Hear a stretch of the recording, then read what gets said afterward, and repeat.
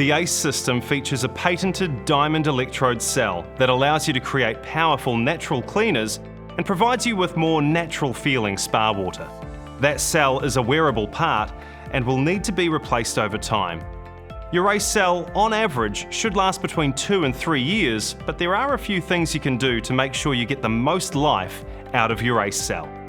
First of all, make sure you keep your spa water balanced at all times.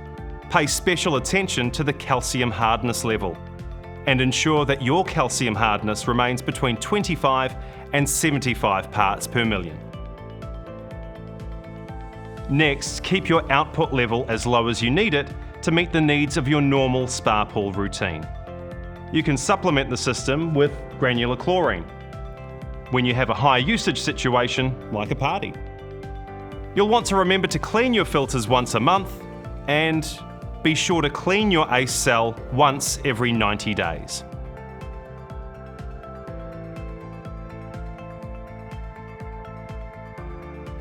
Lastly, you can use the freshwater silver ion cartridge to help inhibit the growth of bacteria in your spa water, which means the ACE system won't have to work quite as hard.